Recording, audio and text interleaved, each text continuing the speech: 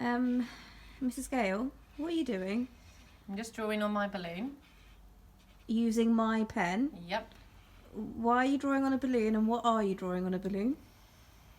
Well, this balloon has been quite helpful in one of our next videos, and I just thought I would commemorate it by drawing a portrait of you.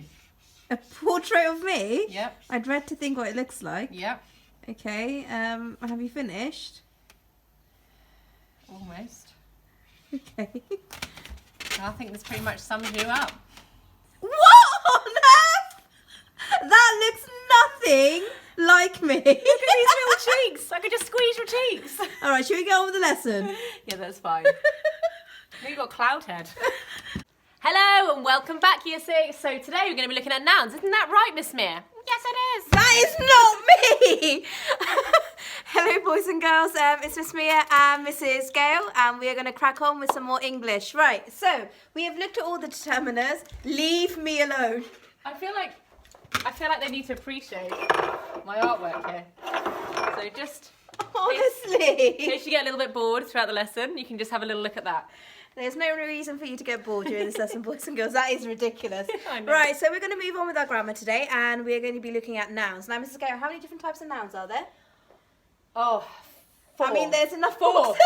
Sorry. There are boxes here to give you a clue. I was actually caught off guard because I'm really thinking if that's going to pop, it's going to really scare me. 4 nouns. Okay, brilliant. So, before we begin, a noun is a person, place, or thing. thing. Sorry, it's a bit delayed. Yeah. Thing. Right, so there are 4 different types of nouns, and I'm going to read each one out to you, Mrs. Gale, and you're going to do an action. Action, I know. All right, you know that. Okay. So, common noun. A table. That is ridiculous. Proper noun. Person. Can you give us an example of Miss Mia. Okay. Collective noun. Oh, which had loads of balloons. But a group of something, so you could have like a herd of sheep. And lastly, abstract nouns. An abstract noun is a feeling or emotion. So in this particular part, Miss Mia is feeling quite happy, or she might be feeling quite sad. So it'd be an emotion or love. Okay. I need to get rid of this balloon. So here, boys and girls, we have got 4 different definitions, but they are not in the correct place. So you need to pause the video here and match the noun with the correct definition, okay? Give yourself a minute. Also, a good bit of extra research is, do you know what a collective noun would be for crows? Because actually that's a really interesting one, and one of my students told me this year. So have a go matching this up and then Did have you a think not know about that already? No, no. Well, no, I did, but I just think it's an interesting one for those that don't know, so shush. Oh, okay. Right, have a go. Right, Mrs. Gale. Are you ready? Okay, well, let's start with that collective noun then. A collective noun refers to a group of something, and a group of crows is called a murder of crows. So I thought that was just a bit of an interesting top tip We there. all knew that already. Thank you, Some Mrs. of you Gale. won't. Okay, a proper noun. It's a name of a place, person, date, or month, and they always begin with a capital letter. Always begin with a capital letter, always. Okay. So an abstract noun is a harder one, something that you can't see and often refers to a feeling or an emotion. So love, for example, is an abstract noun. Friendship is also an abstract noun. And a common noun, everyday objects that you can see. So you can see tables, chairs. They do not begin with a capital letter. God, your lines are really bizarre. Okay, let's move on. Thank you very much, Mrs. Gale. You're So, welcome. Awesome. here we have got a table, and down here we have got 16 different nouns, okay? What we'd like you to do is the following. Can you draw a table on a piece of paper? And can you put these nouns in the correct column, okay? Please pause the video and have a go. If you finish, can you add 2 of your own examples to each column? So pause the video here and have a go. Okay, let's go through some answers. So on the board here, we have got all the answers. So as you can see, all the common nouns here, all the proper nouns, they all begin with a capital letter. We've got the collective nouns here, and then we've got the abstract nouns as well. Okay, hopefully you've got them all accurate as well. Okay, let's move on. So we've got 2 past stats questions related to nouns. So have a look at these questions and try and see if you can identify the answer. So after I read the question, please pause the video and have a go yourself. So here it says, circle all 5 nouns in the sentence below. Now remember, the nouns could be a combination of collective, abstract, common, and what's the last one? Collective, abstract, common, proper. Proper noun. Okay, so have a look. When making the mask, Kate carefully cut the shape of eyes and a mouth. So have a think, pause the video. Mrs. Gale, are you ready? Yep. I Born say ready. Mrs. Gale so many times. I know, I was born ready. Okay. So, when making the mask, there's your first noun there, common noun. Second noun here, Kate, is proper noun. Carefully cut the shape. Common noun of eyes.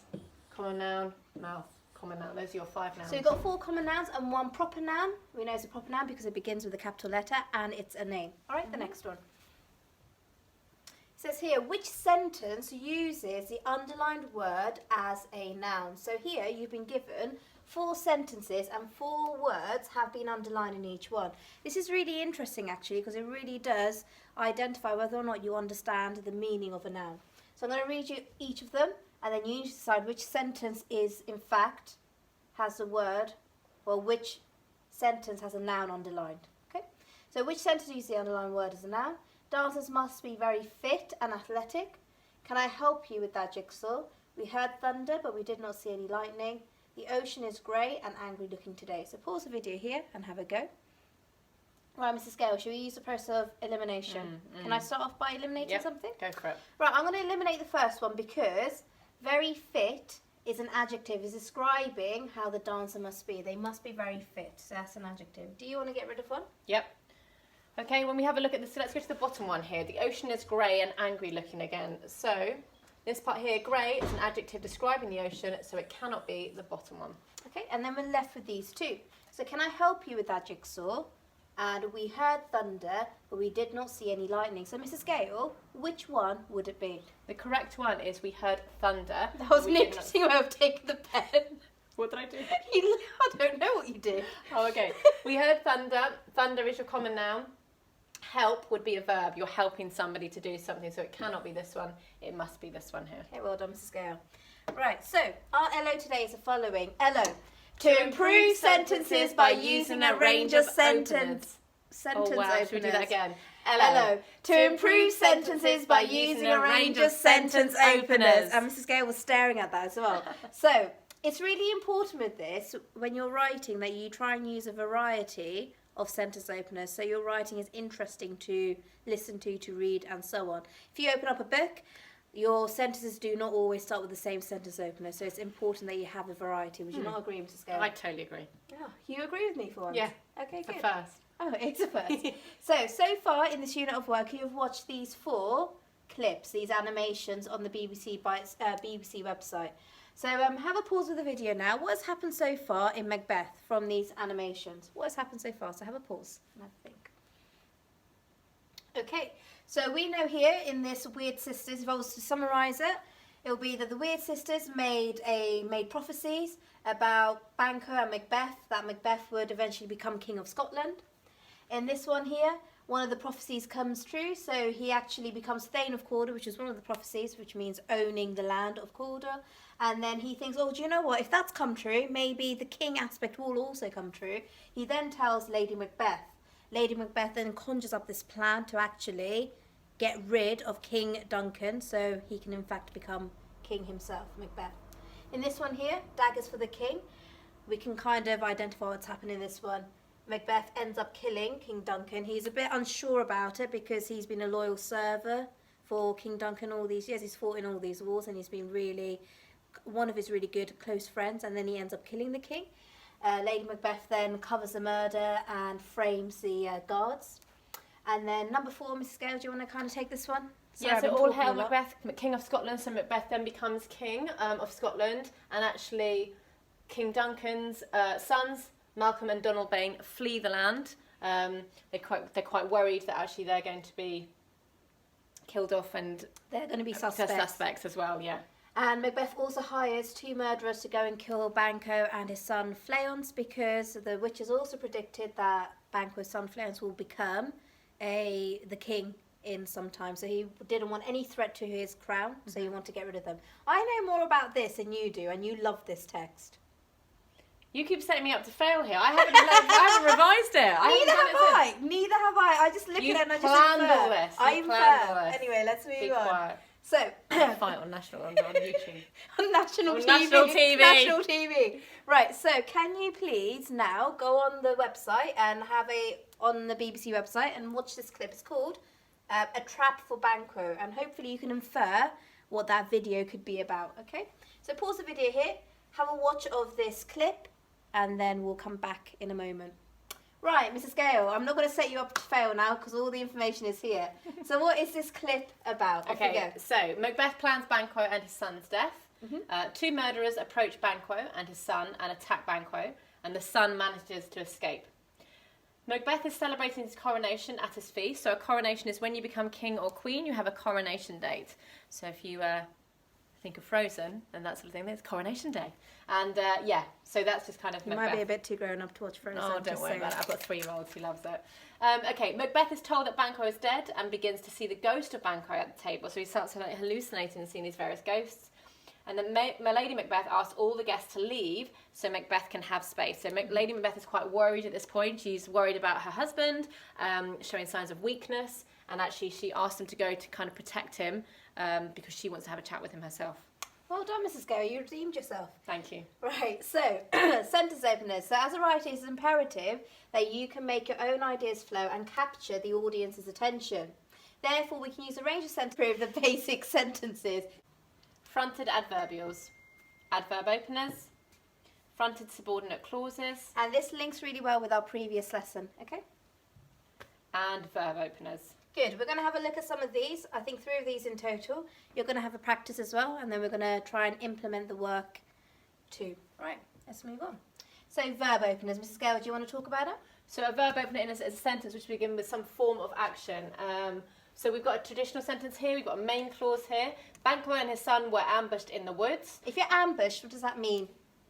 You're scared upon. So if I was to ambush Miss Mia, I would just be like, wah! And I'd go, boo. So, nice. So you ambush, you're taken by surprise, you're not expecting it. Now, just before you reveal here, Miss Mia, Okay. the 2 suffixes that you can often use with a verb opener. Oh, what? Are you going to ask me? Go on, what are they? ing Yeah. and ed. Yeah, so ing and ed. And don't forget, verbs are an action or doing word. Okay, thank you, Mrs. Gale. So, if we have a look at this particular sentence, if we were to add a verb opener, you could have something like this.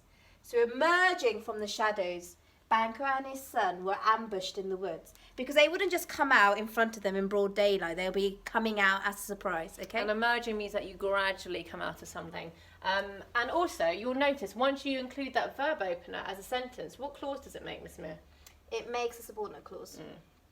And so you've got a comma to separate it from the main clause. If you were to remove it, you'd be left with the main clause. So that is a subordinate clause as well. Okay. So what we'd like you to do now is the following. We'd like you to have a look at these 3 sentences and thinking about verb openers. We'll jot some down for you in a moment. Did I spell something? No, it's apostrophe. Oh, sorry. We'll jot some down for you in a moment. Can you rewrite these sentences so they begin with a verb opener? So let's have a think, Miss Mia. Well, before we go into this, Mrs. we'll Gale. go through the vocabulary in this first sentence. So Macbeth planned Banquo and his son's demise. Miss Mia, what does demise mean? Downfall. So actually making sure that they're not powerful at all. Okay. And let's just remind ourselves what is coronation. We don't need to remind, I can just do it. So it's when I become queen and I rule Miss Mia. Okay. And if you inform someone of something, informed. You tell someone. Okay, thanks, Miss Mia, for clarifying. Some examples here. See what you can do with them and then try have a go. Just try and rewrite these sentences so they begin with a verb opener. Another one would be having. That's quite a good verb opener. Yeah, that's a good one. Okay, cool. So that's verb openers. If we go on to the next one then, Mrs. Gale, you can stay over there. We can also use adverb openers. See, this is where you can shine, Mrs. Gale, in a moment. Woo! So an adverb opener is a sentence which begins with an adverb. So it gives you more information about how, when. So it gives you more information about how, when, where, or how often the event took place, okay? So remember, we looked at adverbs in one of the previous lessons. So again, we've got a main clause. Banquo and his son were ambushed in the woods late in the evening. So I'm using the same main clause so you can see all the different ways we can actually change it. So here we've got late in the evening, Banquo and his son were ambushed in the woods. I've just rewritten it, so I've taken this adverbial here and just put it at the front. So made it a fronted adverbial. And this tells me more about the time that the event took place. Okay? So below are 3 sentences. Again, I haven't got my apostrophe there. Oh, yeah. Thank you. Can you rewrite these sentences using an adverb opener? So, Mrs. Gale, this is your time to shine. Yes, an adverb opener. Miss Mia here's got a fronted adverbial here late in the evening. You can also have an adverb of manner. So an adverb of manner describes like how you would do that particular aspect, and pretty much most adverbs of manner ends in an ly. So you go yourself. Try and rewrite these sentences using an adverb opener. And let's go to the third one then, Mrs. Gale. Okay, don't forget opener needs to be right at the start of the sentence. Okay, and then the last one, we've got a fronted subordinate clause. So a fronted subordinate clause is a subordinate clause placed, believe it or not, at the front of a sentence. Remember, a subordinate clause requires a main clause to work, and it often begins with a subordinating conjunction. Okay, so here we've got a different sentence. The servant informed Macbeth of Banquo's death whilst he was celebrating. So I've got here, whilst he was celebrating, the servant informed Macbeth of Banquo's death. So again, I've just rewritten it. So I know this is a subordinate clause because it begins with a subordinating conjunction whilst, and I've just removed it to the front of the sentence to make it a fronted subordinate clause. Okay? So here we've got 3 sentences for you to have a go at. Please do rewrite them using a fronted subordinate clause. And using some of these subordinating conjunctions and rewriting these sentences so they begin with a subordinate clause, a fronted subordinate clause. So it has to be at the front of the sentence. Right, Mrs. Gale, do you want to come back and join me? Thank you for that. Right, so we're going to go through the activities now with you. So please do have a listen and try your absolute best. So here you've got 5 sentences. You need to improve these sentences by adding either a verb or an adverb opener. So if you need to go back in the lesson and jot down some of the ideas that we had and up-level these sentences using those different openers. Okay? Just remind yourself here, verbs, what were the suffixes there, Miss Mia? ing and ed. And the adverb opener for an adverb of manner? Adverb of manner often starts with ly. Okay, so don't forget suffixes at the end of the word. Okay, so you'd have quick, the suffix would be ly. Okay, so that's just kind of a good tip just to remember. Okay, and then if we go across, now I've put silver, and gold together. So let me just read you the information. It says, look at the paragraph below. Improve the paragraph by changing the sentence openers. Remember to use verb, adverb, and frontal subordinate clauses. You can also extend the ideas by using conjunctions and improve the paragraph entirely. Now, in our previous lessons, we have looked at conjunctions, so you can absolutely include some conjunctions here as well to up-level it even more. Now, I'm not going to bore you to death with this because this is quite a boring paragraph compared to my previous paragraphs. Now, there might be a mistake. She's really selling it to you, isn't she? No, the reason why it's boring is because you need to improve it using your sentence opener. So it's done on purpose, Mrs. Gale. All right. So if there are any mistakes, I do apologise, but all of the work will be up on the website. I mean, I might read the first 2 sentences. Oh, here we go. Hopefully you won't fall asleep. Macbeth, don't you even dare think about falling asleep. Awesome. Macbeth was worried about Banquo due to the witch's prophecies. Macbeth knew Banquo would be hunting in the morning with his son. Macbeth met 2 murderers in the dead of night. He told them to... Go on. He told them to kill Banquo and his son. Stop there. Okay. You said the first few sentences. Oh, I did. I can already see here, Macbeth, they're just boring ways of starting sentences. So that's I just love Macbeth. I'm a fan. Yeah, you don't want to be starting with a proper noun every single time and then a pronoun here. So you must, try and improve that because that's just shocking. It is shocking, so please try and up-level it to the best of your ability. So hopefully, boys and girls, you've enjoyed watching that video, and hopefully balloon version of me will not make an appearance. I don't know what you've done with balloon version of me. Thank you very much for watching and listening. Oh, goodness me. I don't know why I mentioned it. Thank you very much for watching and listening, and take care. See you guys soon. Bye. Bye.